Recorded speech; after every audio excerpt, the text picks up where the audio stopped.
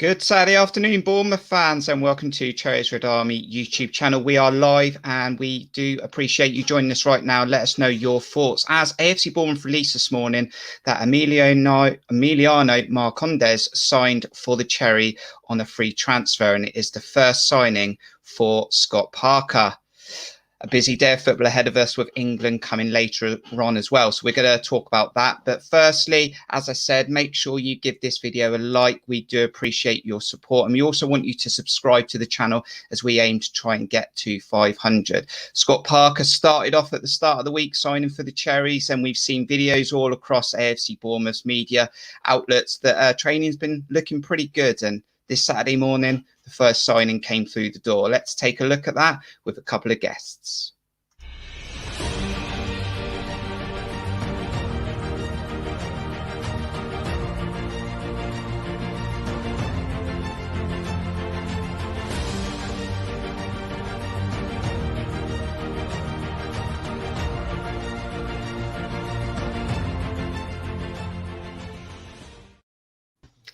I got Aaron with me. How you doing, Aaron?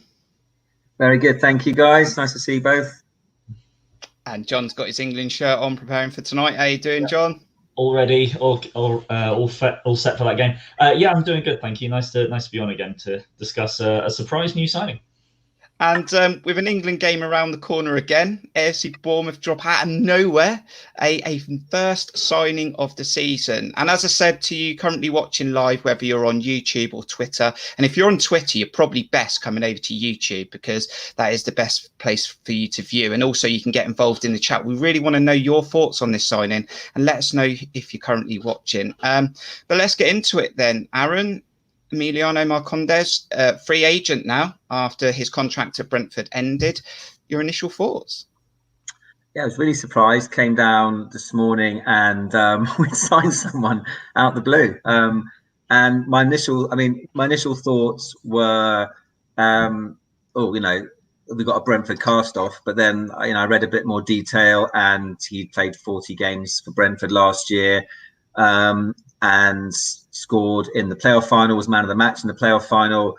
I do remember him playing against us. So obviously a lot of experience, and was an integral part of what Brentford did last season and getting promoted. So yeah, without knowing a huge amount about him, an attacking player, didn't score a huge amount of goals last season, but yeah, first and foremost, we'll come on to the detail a bit later, but just excited that we've signed someone who proven championship player. John, we'll get stuck into it like we always do in a bit, but we're always cautious. Are we going to bring people through the door, or is people going to go out the door? But your initial thoughts at 9 a.m. when that dropped on Twitter? I'm certainly pleased that we've done some business. I think is probably the biggest thing for me, whether it was in or out, to show that the club's moving ahead with whatever plans that the board and Parker have got in place. I wonder sort of how aware Parker was of this signing coming through, what sort of input he had in bringing Marcondes in. I have seen possible. I think I saw someone on Twitter sort of saying it's a bit interesting that Marcondes has come in, who, if you've watched the back of the net video with Ben on there, gave a great sort of description of what Marcondes has done at Brentford, that he is kind of a luxury player, and Parker has been very much about effort and 100% putting work in and whatnot, and that's not what you get from luxury players. So it's going to be interesting to see sort of where he fits into the team and sort of what work he does going forward and coming backwards. But yeah, it's interesting. I'm not quite so jovial as most people have that we brought someone in, but I think it's a great start, and a free signing is probably the biggest thing from a team that's gone up. So it's a great start, and I'm looking forward to seeing what else happens in the future. We've got Simon Kay joining us, Patrick, Joshua. We've also got Steve Hensman. We've got Mark Cole. And Mark said, good player with good experience. I'm going to take a look at some of his stats from the previous seasons. We've got Cameron joining us, Liam as well, and anyone else who's currently joining us. And let's just take a look at the type of player we're getting. We are Emiliano Marcondes, age 26, position midfield stroke attack Danish. So agent billing there, guys. Aaron? Well, interestingly enough, I mean, from what I've read, and as I said, like John did, I saw Ben's summary of him, and I've also got a couple of friends who support Brentford.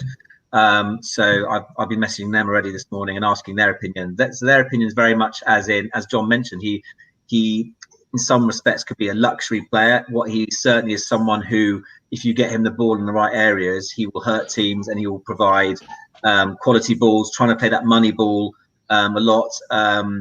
Certainly not a safe player, so he's always looking forward and looking, as I said, to play that killer pass.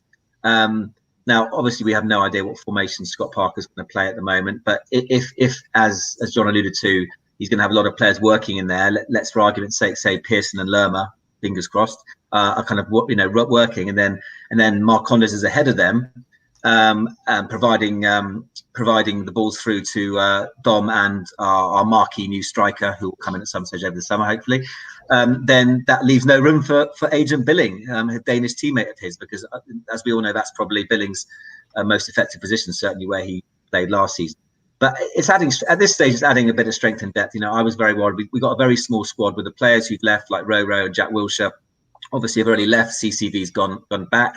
And regardless of, even if we don't sell anyone, which we probably will, our squad is looking very thin. So anyone with championship experience who played an integral part last season, got promoted, you need competition for places. There's going to be injuries, etc. So, but yeah, he's a good age as well. 26 is a really good age to sign someone, and hopefully we'll get the best out of him. Whether he's a luxury player or not, that kind of begs the question of whether you can have Danjuma and him at the same team. If the miracle happens and Arnie stays, but that's a different story. AFC Bournemouth media team all over this today. Then you can check out the official website, afcb.co.uk, and you'll see that there's lots of stuff in there for you to check out. An initial sort of introduction to Marcondes on the initial screen. They've also got his career in pictures as well. And they've also got a little slot here. Social media reacts to Marcondes signings. You've got the likes of Ryan Kay, you've got Ben in there, back of the net, and some others to go in there. Cherries Red Army didn't make the cut. We're not offended, honestly. I did wonder maybe next time, honestly, we're not bothered. So yeah, we'll see what happens on the next sign, and hopefully we'll make the cut on that one.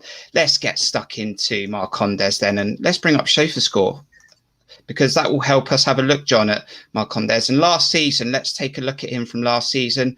Played 31 games for Brentford, started 12, 44 minutes per game, which is interesting stat.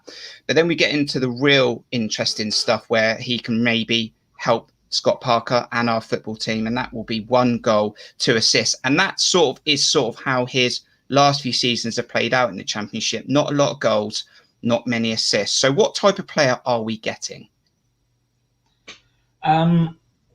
So it's difficult to tell from the stats entirely, and I haven't kept across all the Brentford's games. The few games that I will have watched at Brentford were the playoffs, where he did do very well against us, particularly in the second leg, and the occasional TV match. But he hasn't played a lot for Brentford, really. He's probably 4th or 5th choice sort of centre attacking midfielder. He from what I've seen online probably would have liked to have stayed with Brentford. I mean, who wouldn't if they're going up to the Premier League? But he wasn't seen as integral to a Premier League side by Brentford.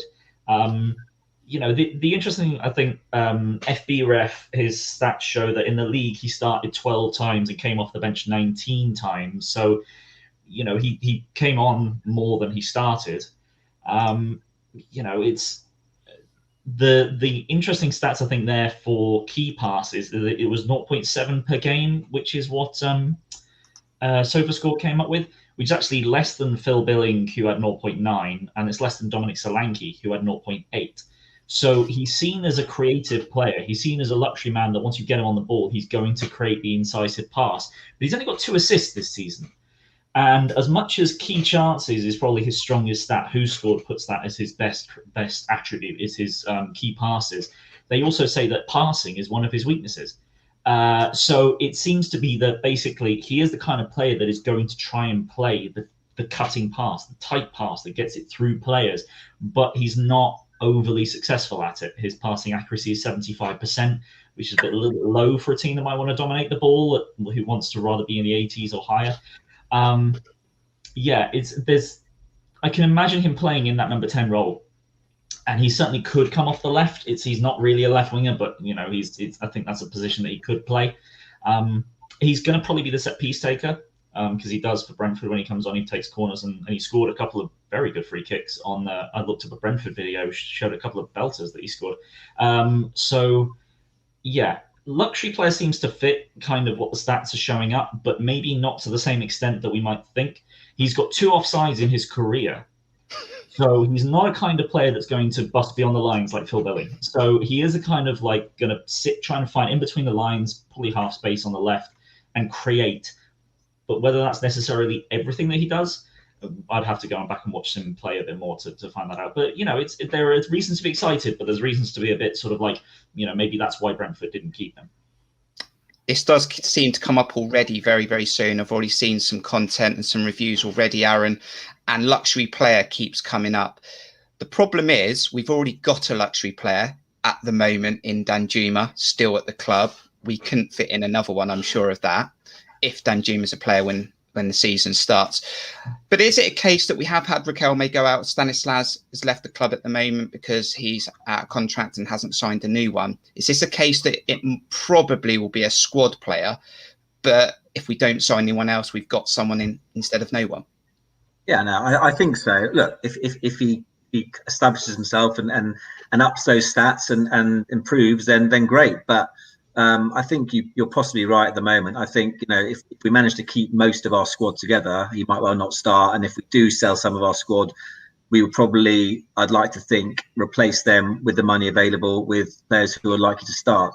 So it might well be, as you say, he'll be sitting on the bench like he did a lot for Brentford, and coming on if we need a goal or something like that. But, hopefully a longer run of a team will improve him. But it's certainly going to strengthen the squad that we've got, whether even if he's sitting on the bench for most of the game. We know somebody can come on, knows the division well, can have an impact, and I don't think that's any bad thing. But as we've said, I think hopefully it's not the marquee signing which is going to get us promoted, but it's the first piece of the jigsaw that will hopefully be quite a few players coming in, not many going out, and then we'll go from there. Don't really want to get carried away with too many new players because we'll like to do more streams like this. But Steve has said, John, that potentially if Stanislas doesn't return, could Matt Ritchie be on the cards? Well, I mean, Matt Ritchie I'm pretty sure, has almost gone public with his interest in coming to move back south. And Portsmouth, if they got promoted, he might have looked to go with Portsmouth, but he's definitely not signing for Southampton. So that leaves Bournemouth. So I wouldn't be surprised if we were in for Richard. We were in for him the first season we came down, were we? I believe I remember seeing. So particularly now that there's, and he wanted to come. From what I remember hearing the stories, that he'd already packed out his locker and was looking to move down in the January, I believe it was. So I wouldn't be surprised if we made the final push for that. But then again, that depends on what Parker wants, because Matt Ritchie is the kind of hard worker that I would imagine he'd love, but he's been playing as a left back, left wing back for a good chunk of time, most recently with Newcastle, and we remember him as the silky right mid that just would cut inside and smash it into one corner of the goal. So I don't think he's that same player anymore, but he's someone that could definitely have an impact. And having lost, whether we still have David Brooks or not going into the start of this season, Matt Ritchie would be not a like for like in terms of the kind of player that they are, but certainly someone that plays on the right and would like to cut in on the left and take a shot, and is certainly very good at linking up with other players based on our experience with Ritchie. So it could be another piece of the puzzle, and I don't think he would be that expensive. I mean, we sold him for 12 million. He's definitely not worth that anymore. Maybe even 5, maybe even 6 figures rather than 7. We might be able to get Ritchie for. You never know. So I would be interested in bringing Matt Ritchie back. I don't think he'd start frequently, depending on who else we brought on our right wing. But yeah, another great option, and or a left back as well, because you never know. I'm sure he'd become the next Charlie Daniels if he played at left back, maybe. Yeah, he's not the winger that he was. I think that's what Bournemouth fans have got to appreciate. If he comes back, he's a completely different player to the one he was in 2014-15. Back to Marcondes then, Aaron. We had to wait 5 weeks for the manager to come in, and we've had to wait 5 days for the first signing. So this surely has to be a good sign of intent of what Parker's looking to do. And like we said before, you can't think Parker would have taken this job without having reassurances. And hopefully we will see more players coming through the door.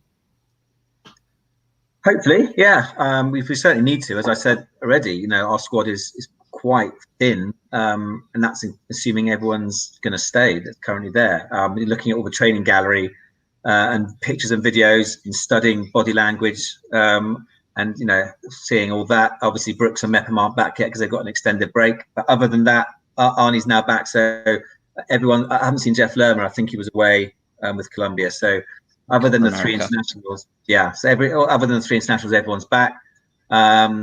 Impressive, Scott Parker's team talk. I've seen him in his arm around Phil Billing and Lloyd Kelly, and in deep conversation with Dan Juma. Hopefully, he's trying to persuade him to stay.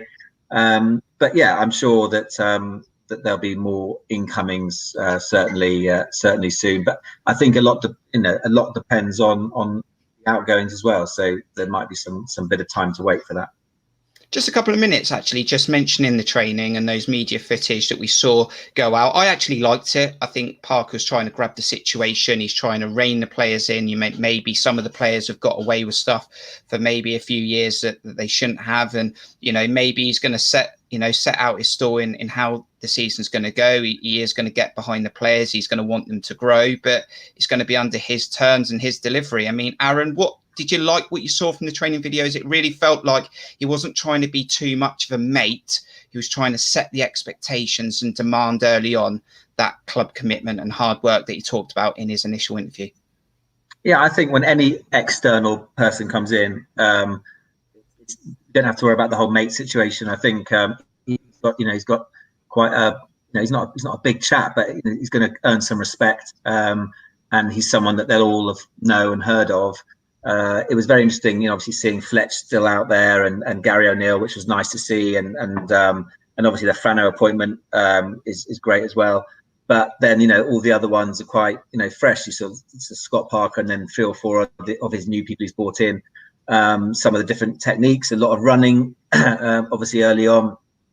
So I think it'll be interesting for the players as well. I think they'll find a fresh approach quite interesting, quite refreshing, different from perhaps what's been done, albeit successfully over the last few seasons. But it's always good to see fresh ideas. And again, it's difficult to tell from the pictures. I got messages of my friend message. Oh, Arnie's smiling. He's really happy. Well, he'll smile until the first bid's rejected, I'm sure. But who knows? It's good to see them all back. There are some interesting Instagram pics. Again, Arnie did the whole thing about saying come up the Cherries and the hard work starts now. So look, it's promising, and they're obviously all glad to be back, and maybe they will buy into what he's saying. And he said in that initial statement, which the official website put out, if you want to be top of the league, you want promotion, it's got to be hard graft. And that's what we're talking about. We're talking about the expectation of being promoted, and hopefully everyone buys into that. And quickly, John, just your reaction to those images and those videos that went out on the AFC Bournemouth Twitter. And Scott Parker might not have the charisma, some say. He's very serious face sometimes, but I like it. I think he's getting down to the hard work. He means business. Yeah, I think I did. I mean, personally, I'm not a fan of when someone is speaking to a crowd and tends to look down. When he's halfway through speaking, comes back up and then he looks down again. It's not the best body language for me personally, but I mean, I know that's the kind of player he is, and that's the kind of person that he comes across as in interviews. So what you're going to get in terms of how he's going to talk to people. I doubt he speaks to anyone any differently than he does when you see him in interviews. He doesn't come across as that kind of person. I personally quite liked Ben Pearson's bit when he was doing the jump test or whatever it is they do, and then he sort of comes off, looks at his numbers, impressed, and just goes, "That's what putting the hard graft in close season or off season does for you," or something like that. I thought that was really good to hear. Ben Pearson seems a consummate professional and isn't going to take any shit from anyone. So I did. He was last in all the races, though, from what I could see. Yeah, right. That's true. He certainly did. He did come last in the bleep test or whatever it was they were doing. But this as well does seem like if he could pick someone to be his manager to try and imitate someone. I mean, God, Scott Parker's got to be right up there for the kind of solid central midfielder, tough tackling player that Parker was. So I'm quite interested to see how those two sort of how he imparts his knowledge onto Ben Pearson on that one.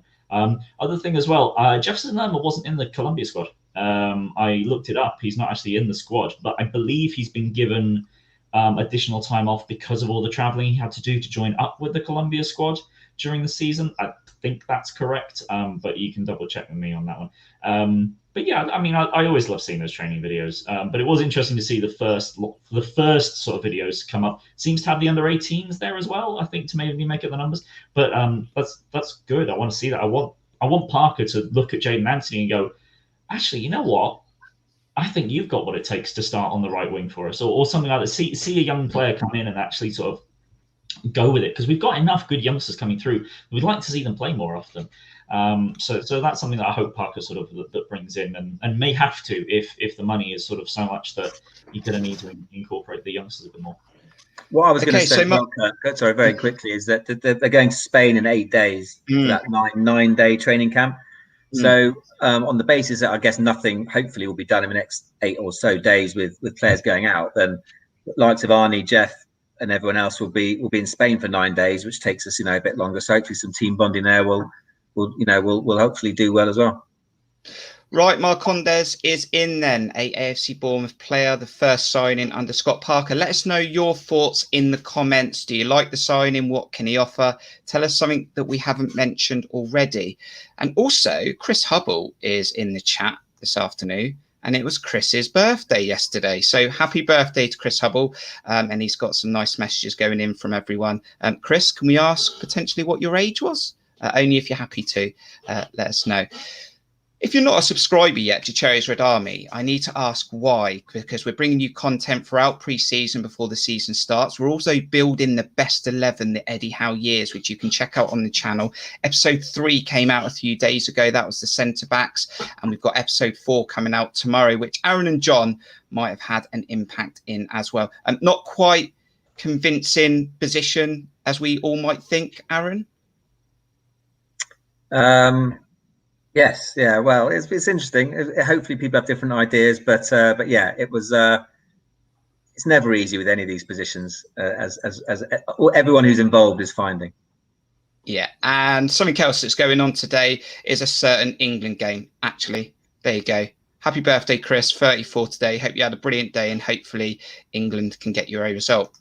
Talking of England, there's an England game tonight, Euros quarter-final. Should we take a look at that in more detail and see if you can help us predict the lineup that Southgate might pick?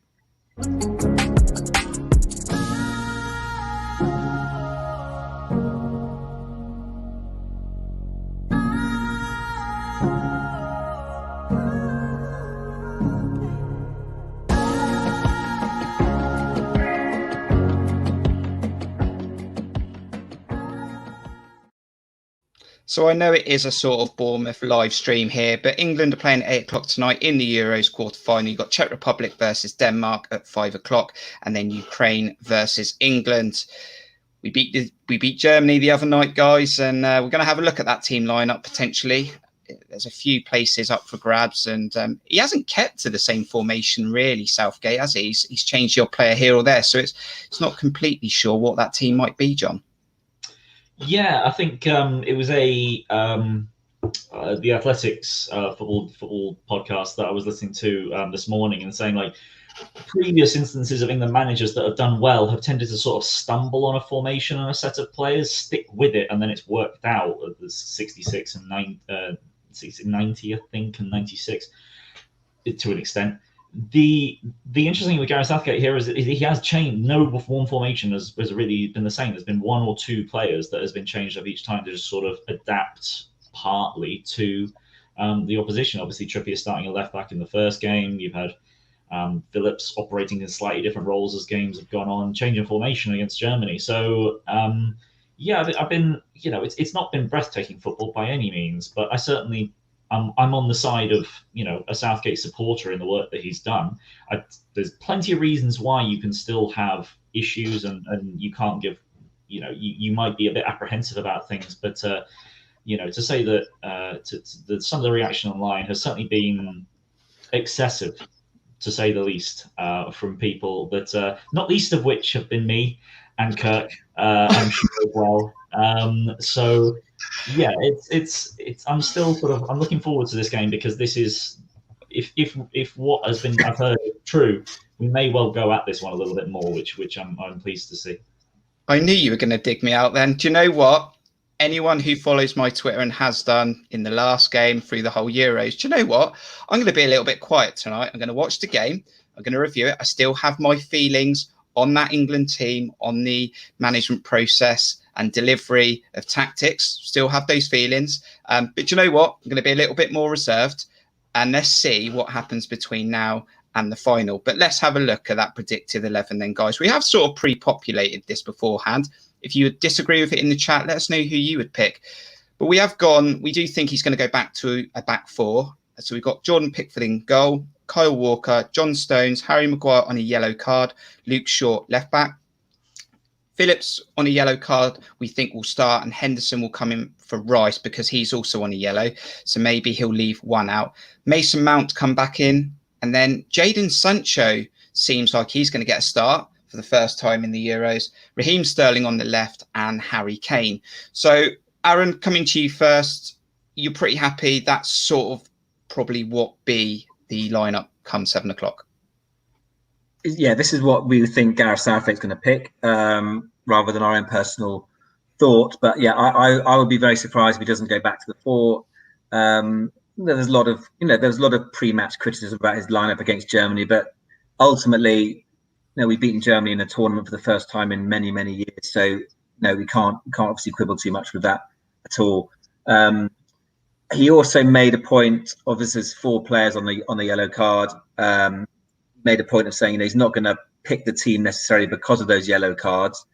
And no disrespect to the Czech Republic or Denmark if we are lucky enough to get through tonight, but I think it might be more mindful of that if we were due to play someone like France or Italy in the semi-finals. But we obviously know Mings can come in for Maguire if Maguire does get a yellow card, for example. But I think you're right there with the fact that he won't play Phillips and Rice, who are both on yellows. Plus Henderson needs game time. He's now fit, obviously, so he naturally slots into that position. Mason Mount comes back in. I think we can't argue with that. He probably would have started against Germany had he not had to isolate. Sterling obviously is on good form and scoring, and Harry Kane's off. The only question mark potentially is that right of the 3. Saka took a knock apparently, so it's whether it's Sancho or Grealish on the left and Sterling switches to the right, or Foden comes back in, who for me has obviously done nothing wrong. I still think Foden's one of the only world-class players we've got. He played in the first game, came off against Scotland, and hasn't been seen since. So that's the mystery for me. Nothing against Sancho, who I think is obviously a great player. Saka did very well, and Grealish, as we know, is a fantastic player as well. So we've got all those players on the bench to come on should we need them. But I think that's probably the only dilemma for Gareth Southgate, is who to play with Kane and Sterling in that front 3. I have an issue with that lineup, John, and that's that Jack Grealish isn't in there. For me, you need to build the team round Jack Grealish. He's that one player, that unique talent that attracts more than one defender every single time, will win you free kicks in areas that can hurt. And it's not that I've got an issue with a certain individual, it's that he's taken the place that Jack Grealish would take. However, like Aaron just said then, the game changed against Germany when Grealish came on, and Sterling went to the right and his goal came from him coming off the right. So why can't Jack Grealish start? Why can't Sterling start in the same team? Well, it's not that they can't. It's just whether, Southgate thinks that that's necessarily the right plan to go ahead with.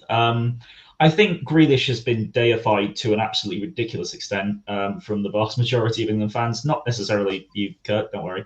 But, he's a very good player, Grealish, but England have a number of fantastic players, and that is part of the issue. Jadon Sancho, the fact that he's got 7 minutes this tournament is just unbelievable when you see what he's done in the Bundesliga and the kind of stats and numbers he's putting up. I'm very pleased to see that from the Athletic is reporting that he will start that game. So that's what I'm looking forward to, is for his impact.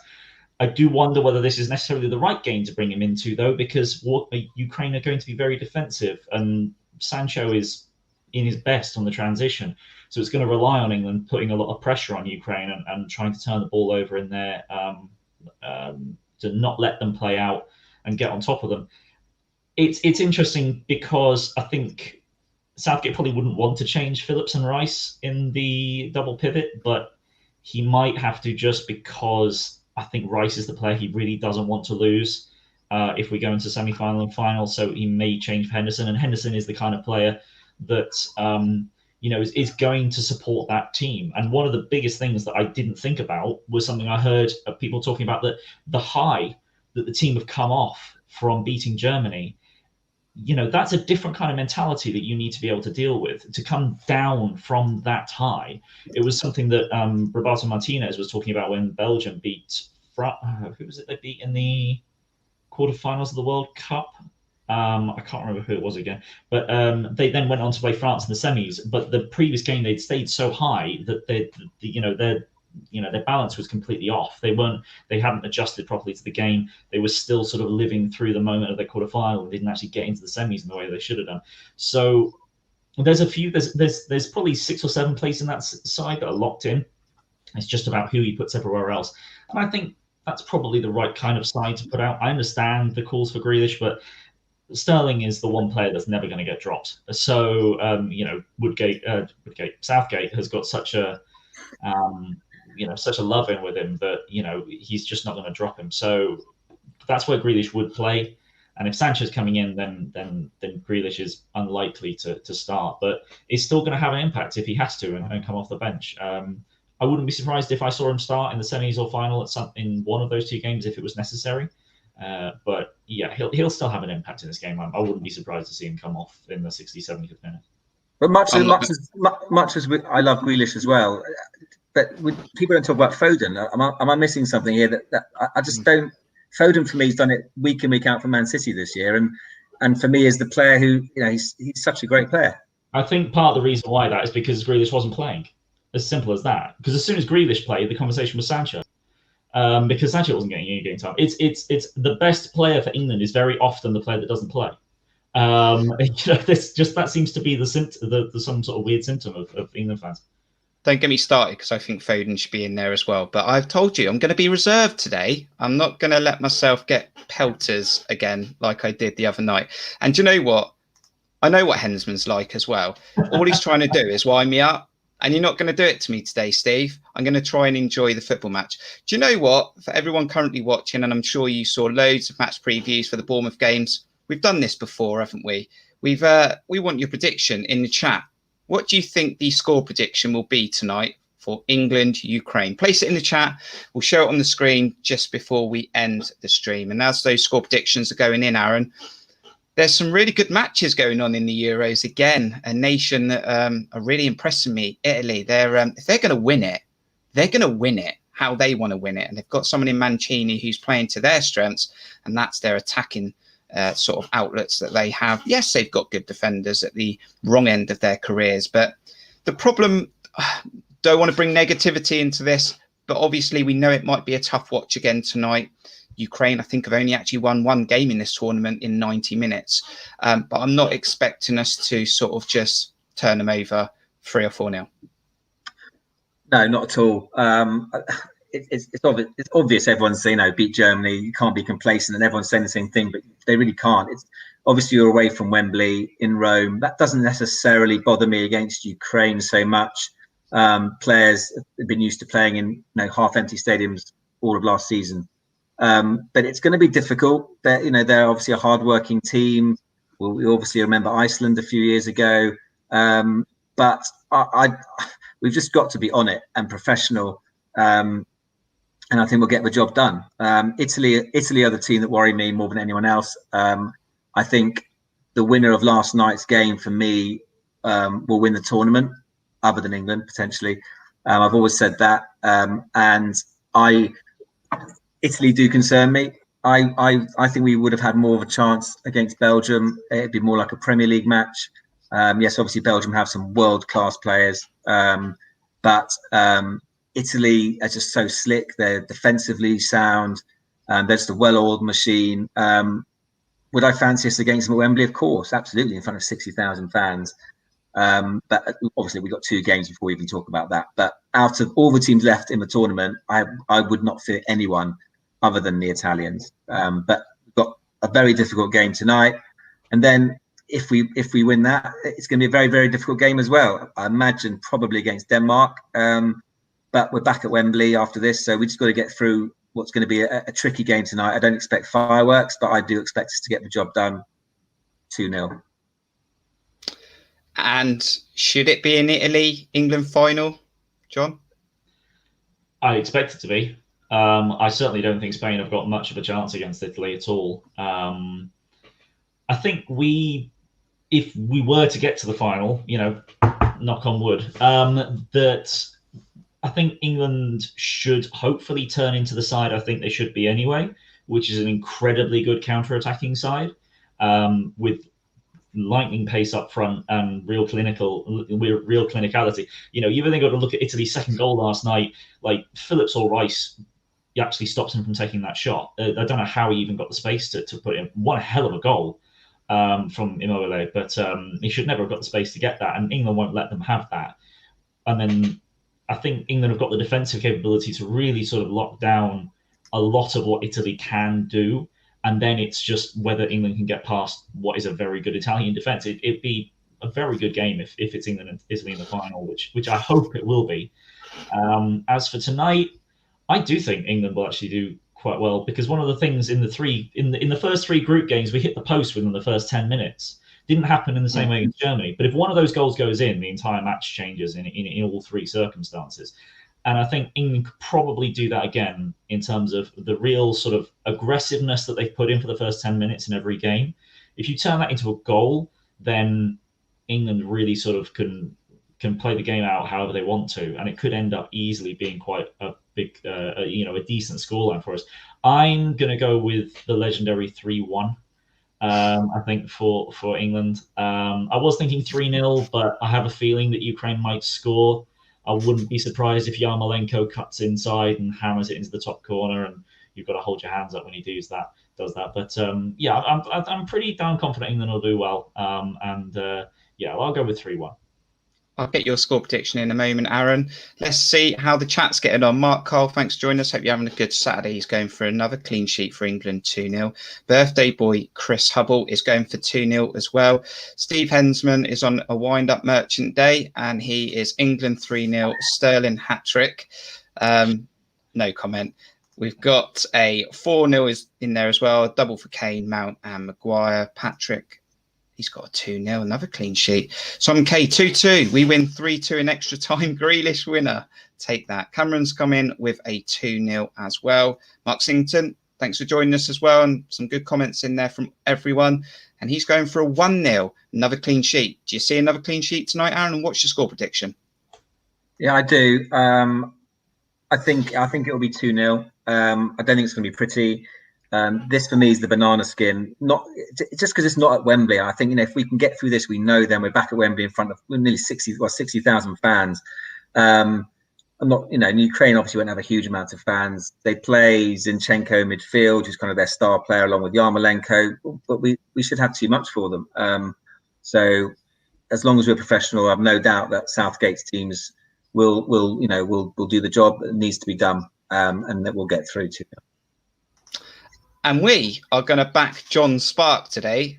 We got to go for the 3-1 because Cherries Red Army has to back the famous 3-1. And maybe we deserve more goals today and maybe England will just concede that first goal in the tournament. So we're going to go for a 3-1. So thanks for everyone who's currently joined us. As I said, please subscribe to our channel, help us get to 500, and also give this video a like. Final thoughts, John. Marcondes is through the door at AFC Bournemouth, and is it coming home? Oh, of course it is.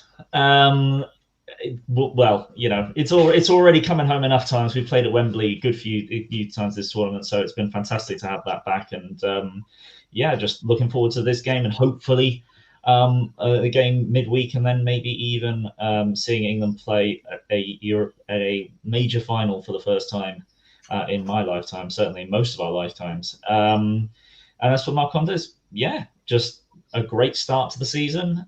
Hoping to see some of that. Some of those that passing that we're hoping to see from him, maybe get a bit more work out of him than the luxury player tag that he's got on him at the moment. But it's a great start to the season. Managers in the door, first players in the door. Let's see what happens next. A refreshing week, Aaron, for AFC Bournemouth after 5 weeks of silence, and will Badil and Skinner be on the radio come 10 p.m? Well, I'm sure they will. The England team are coming home tonight, regardless of the result. But hopefully, they'll be bringing it home hopefully on a packed Wembley next Sunday. And although it's July, bit of rain, you know, in the air, and we'll do the Italians or the Spanish, shall we say? 3 Lions on a show, love it. Let's get in the mood for it. So England versus Ukraine at 8 p.m. and hopefully we can get the job done and move on to the semi-finals. Cheers, Aaron and John, for joining me on this live stream. No problem. Always a pleasure. And cheers for you, the AFC Bournemouth fans, Cherries Red Army followers. Really appreciate it. Make sure you check out the channel. Hit that notification bell because you'll be notified when episode 4, the best AFC Bournemouth 11, the Eddie Howe years, is out tomorrow. So check that out, and more live streams that will come your way. So keep following us on Twitter and enjoy the rest of your afternoon. Enjoy England. From me, Aaron and John, we'll see you on the next video. Up the cherries.